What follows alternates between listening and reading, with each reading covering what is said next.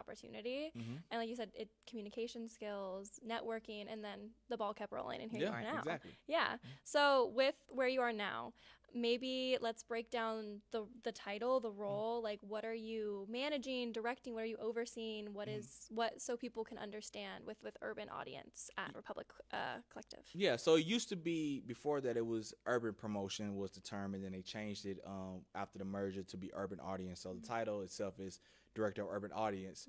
It's very multifaceted. There's like different things we kind of oversee. The biggest component is, radio, talking to program directors, talking to DJs around the country, getting them to play a song on their radio station.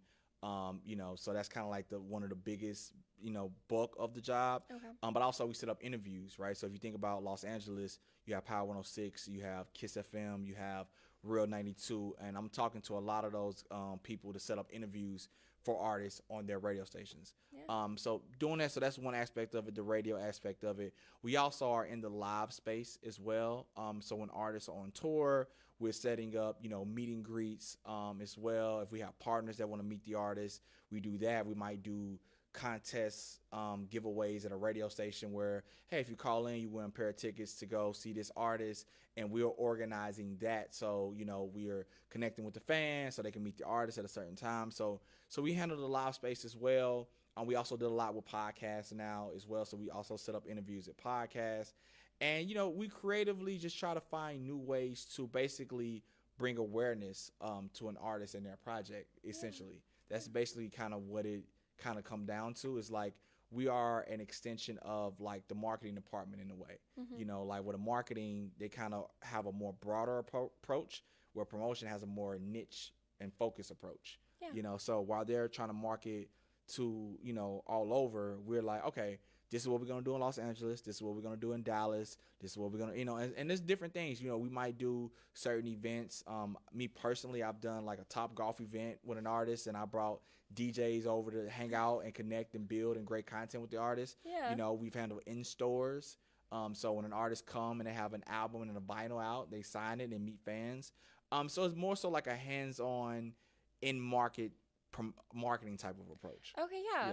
With promotion, have you seen like the evolution of, because I mean, obviously we're more with media and internet and how that's just changed entertainment and the way we consume media and music. Have you seen like the new strategies or new concepts of including like podcasts or using social media? Yeah, I think it's all about content now. Okay.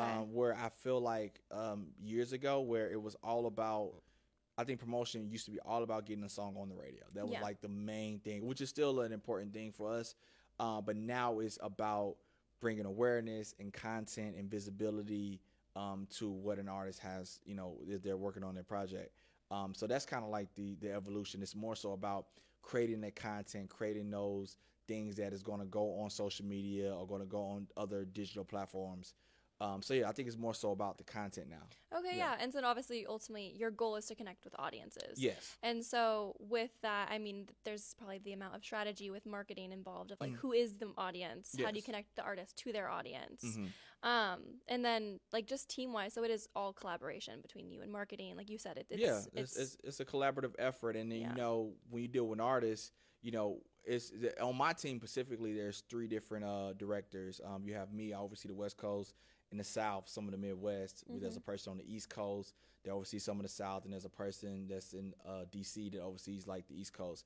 And we have artists that are from different places. So if I have an artist that's from LA, I need to make LA more special than I would do it in other places, right? So every artist, there's a different approach, right? If the artist is from a certain place, have a certain thing that they personally like, my job is to kind of tie in their own personal interests with them being from the hometown and figuring out how it all kind of makes sense, right? If I have an artist, like I said, if I had an artist from LA, I'm like, yo, can I do something with the Lakers? Can I do something with the Dodgers? Let me do stuff at, Marathon Burger or something like that makes it special for the marketplaces they're in. Yeah. So would you say there's like a big aspect of creativity in your role? There's a lot of creativity. Yeah. Well, we push for it. Yeah. Push for it. Sometimes there is a paint by number approach, especially when you have certain artists. But any opportunity we have to be creative, we definitely try to take it. We definitely try to make something special. Because, like I said, we can set up interviews and do all those things. But me personally, I always try to see how can we get the fan engagement? How can we get fans of this artist to be connected to what we're doing? So that's my main thing. Yeah. So looking at like communication, collaboration, creativity, are there any other like big skills you think that are just strong that you've developed, or that you think like a student should try to develop as they're entering, like in aspiring to be where you are now? I think the word they use is problem solving. Oh, okay. Yeah, there's a lot of, or I like to just figuring it out. That's like, you know, that's like, I think like the main thing is just because a lot of times you're dealing with so many different things. Everything is not going to be 1 + 1 = 2. Right. You know, there's going to be some things where you have a calculus problem and you just try to figure out like, okay, I think I know, but it's a lot of that. You know, every day there's a lot of problem solving and a lot of trying to figure out certain situations, certain things with an artist. Right. And that's kind of like the biggest thing, and not allowing, like I said, things to go wrong to affect you. Mm-hmm. So I think problem solving, being able to, and being able to think quickly. Yeah. You know, when you are with an artist or you're working on something, a lot of the times it's not going to, I wish it would be more like, okay, we plan it out 2 weeks in advance. We have this and have enough time and enough runway.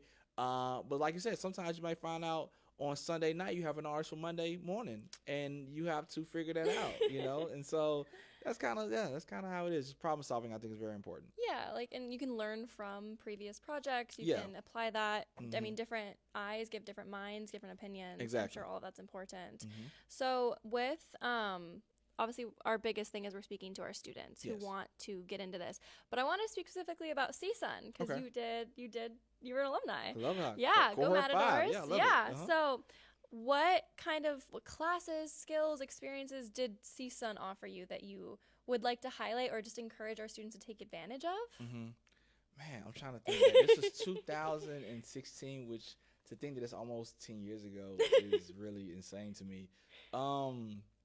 You know, when I first came to CSUN, and actually I don't know if people actually don't know this. I discovered CSUN by accident. Did you really? Yeah, because I was in Arkansas. I was a senior, like yourself. I was a senior, and I was trying to figure out what I was going to do in life. Mm-hmm. And I was like, man, you know, I originally wanted to go to law school, but I had waited too late to kind of do that. And I was like, because I was going to do entertainment law. Oh, okay. And I was like, okay, I kind of waited too late. So I was kind of figuring things out, and I was like, Googling the different things. I think NYU Steinhardt was the first thing that came, which I was like, oh, let me apply to this, but I had missed the deadline, and I was gonna have to wait a year, and then I was like, let me look in Los Angeles, and I saw CSUN, and I saw it said Music Industry Administration. I thought it was the coolest title ever. I was like, a master's in Music Industry Administration? That sounds so cool. And so a lot of the classes that we took were so like very knowledgeable on the music industry. We learned about publishing. We learned about marketing, distribution. The greatest thing that I learned, and at the time, I didn't realize how important this thing that we was learning how would it be. often goes, yeah. But, and I tell people this all the time, like, and I don't know if y'all done it or if this is like a universal thing, but it's this thing called like the SWOT analysis. Yeah. Right? Intro to marketing. Yeah. The SWOT analysis. And at the time that you're learning, you're like, but in my work, and I also run a business as well. So even in my work that I do for Universal and the work that I do on my own, sometimes when I'm trying to figure out, I write out that SWOT analysis. And I think it is the greatest thing that if you know it and you can look at the strengths, weaknesses, opportunities, and threats, and know Porter's 5 forces, like it really helps with decision making. Yeah. Right? It really helps with decision making. So that's like the greatest thing that I learned, that even to this day, like even in my own day-to-day jobs, if I have something that I need to make a decision, I break out that SWOT analysis, I go into the Porter's 5 forces, I look at the opportunities and the threats, and that I felt made me an advantage because I'm able to recognize an opportunity, I'm able to recognize a threat, I know the strengths that we have, and I know the weaknesses that we have. And that's how I'm able to make a great decision based off of that. Yeah, it's a solid strategy. Yeah, I know teachers will love that. Yeah, I know if I could, I'll send this to all of our Nazarian college. I'm sure they'll love it. Yes. They'll eat that up. Yeah.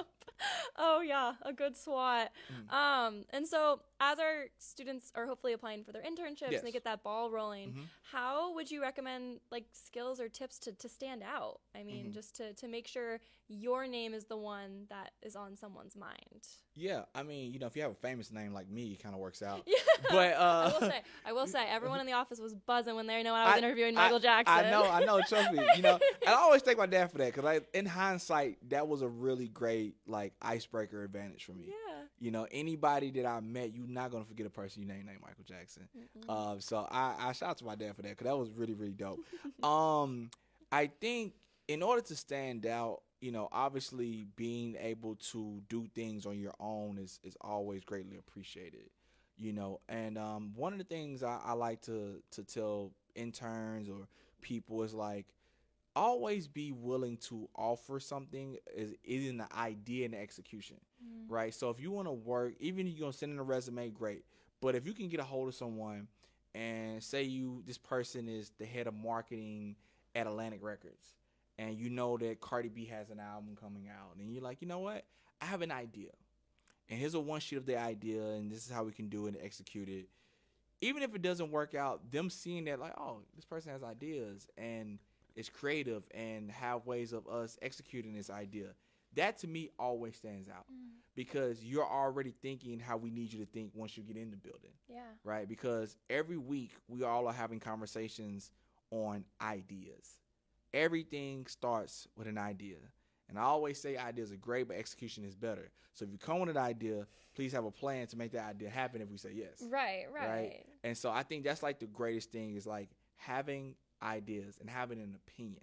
Yeah. Right? I think is very suitable for people, and it stands out. If you have an idea, or you're like, yo, I think this would be great for this artist. Here you go. That stands out, because now we let you know, okay, once you get in the building, you're not going to be the quiet one in the meeting that doesn't say anything. We know that you're going to be actively trying to help us push our goals. Yeah, I would. I mean, I think I agree 100%. Because especially when you're applying, I mean, they see a resume, maybe a cover letter, and it's you are pitching yourself. And if you are already pitching, here's what I'm contributing, here's what I'm already thinking about. Yeah, that would look great to any recruiter. Yeah, and I think resumes are cool, but sending that pitch deck, things that you've already done on your own. Maybe you worked with a local artist, or maybe you've done things at school.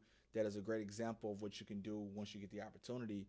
I think is amazing. So just being able to show proof of concept, I think is a way to say it. You're the concept. I need to show you saying you're great, and it sounds great that you're saying how great you are.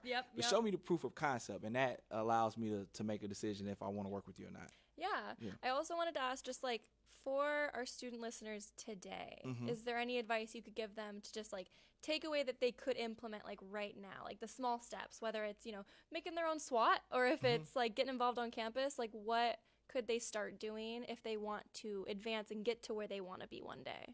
I will always say this: try to figure out what you love to do that you would do for free, what you're actually passionate about. Saying that you're passionate about music, okay, yes, we all are, right? But being oh, I'm passionate about, helping artists come up with their songs. Okay, do A&R. I'm passionate about, talking to DJs and people to tell them why I like a song and why they should play a song. Okay, you want to do promotion. I love numbers and I love data, and that's what I'm great at. Okay, cool. Maybe we do something with analytics, right? So I think the most important part is pinpointing exactly what you want to do within music or any other field for that matter, but pinpointing the exact thing you want to do, and then study on the people that done it, what they done to get there, and figuring out what you've done or what you can do to help you achieve that goal. And basically being hyper focused on that, because that's what's going to kind of get you in the door and get the opportunity. Saying you want to work at this record company is cool, but what do you want to do? All right. And when you say what you want to do, okay, what have you done that's already showing me that this is what you like to do? Yeah. Right. So I think that's very, important. It's finding exactly what it is that you want to do and studying it and understanding the ins and outs of it. So when you have a conversation with someone about it, they're like, oh, okay, this person knows, if you want to do brand partnerships, okay, this person knows about KPIs. This person knows about, strategic partnerships. And this person knows about certain things that only a person that's interested in this would know. Yeah. So I think that's very important. I think it sounded like a good answer, was it? I think you couldn't have said it better. I think that was great. Okay. I think it also summed up exactly what we're trying to do here. Yeah. If you know that this is the industry you want to be in, listen to this episode, learn, start going. I think that was a great answer. Thank you. I can't come up with a reply, but if that sounded good in my head. No, that was great. Yeah. I mean, I'll just wrap it up. Is there anything new that you'd want to share? Anything to our listeners? Like, what do you got going on? Well, I do have something I want to leave with, but what I have going on now, I just started. So I've been at Republic Collective Def Jam going on 8 years, which is insane to me. Fantastic. I'll be 10 years in LA next year, which is also insane. But I did start this new event series called Urban Music. We do a trivia series every month. Basically, we do trivia based on hip hop and R&B questions. We've done something with Spotify. We've done something with the Recording Academy. So I always like to tell people, like, you want to go work for the major companies as well, but also start thinking about your own projects and things you want to have for yourself. Yeah. You know what I'm saying? So building that entrepreneurship is so important, especially in today's time, like having whatever it is that you like to do on the side and start building that now. So as you work for a company and you get new relationships and new things that you learn, you can implement that within yourself. Yeah. With the hopes of one day, you can, become a millionaire off of your own creations and your own ideas, So I always say very important to, if you can, start thinking about what you want to do in your career and start thinking about something you want to do for yourself that can ultimately replace what you end up doing 10 years or so down the line. So I think that's very important. Yeah, I think feeding your passion, recognizing the passions that you have and turning them into something or pursuing them, it's so and the earlier you start, the better. The earlier you start coming up with that and start working on that and treating that just as much as you treat your job, I think will, bear great fruit for you as you, age and become older and stuff like that. Oh, definitely, yeah. Was there anything else you wanted to share to our listeners today? I have this thing called, I used to call them my Def Jam life lessons when I was an assistant. Okay. But they kind of have become like just my industry life lessons just in general. Perfect. Let them hear it. And I shared it yesterday at USC and they really liked it. So this is just this is what I've learned over my time, and I think have been great things that I learned, right? Perfect. So rule number one is never assume, right? Obviously kind of self-explanatory, but it will help you out a long time in this industry, right? Never assume. That goes into the next thing is always over communicate. I think it's very important for anything that you do, but always being very detailed and direct on everything that you're saying so there's no confusion or misunderstanding, right? Always over communicate. This is my favorite one. Under promise and over deliver. Okay. Right? Yeah. Is the greatest thing. I'm telling you, it is the greatest thing that you can ever do. Right? It's under promise and over deliver, right? If a person is asking me for tickets to a concert and they say, yo, can I get 4 tickets or whatever? And if I say yes, I'm gonna give you 4 tickets and I come back with 2, you're gonna be let down. Yes. Right? But if I come back with 6, you're gonna be ecstatic. Like, oh man, you got me 6 tickets. Yeah. Mm-hmm. Yes, yes. So under promise, over deliver. I think I said this earlier. Ideas are great. Execution is better. Yes. Right? Yes. Everyone has ideas. I hear them all the time. Yo, let's take over the NBA logo and let's do this at SoFi Stadium. But how can we do it that is not going to bankrupt the company? Right. So ideas are great and execution is better. And this is my last one I just added this year. Just because you can doesn't mean you should. Okay. Yeah, just because you can doesn't mean you should. It's all about making smart decisions. Yeah.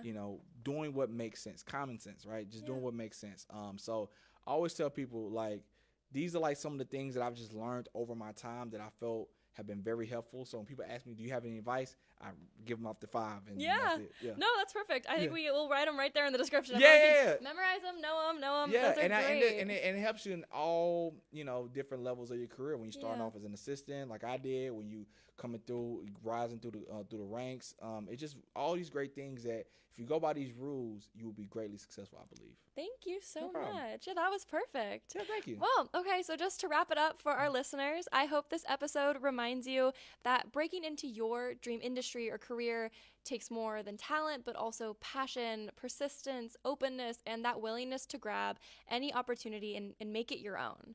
If you'd like to learn more about MJ's career journey, check out his feature in Voyage LA, linked in the description below. And of course, follow his incredible work happening at Republic Collective. As always, I'm Maddie, and this has been Career Corner. Thank you for listening to another episode of our Industry Professional series. And don't forget to let us know what you're interested in. Leave a comment, and we can dive into that industry next. As always, have a good one. It's like, you talk to people, you shake hands, like you still can make something out of it.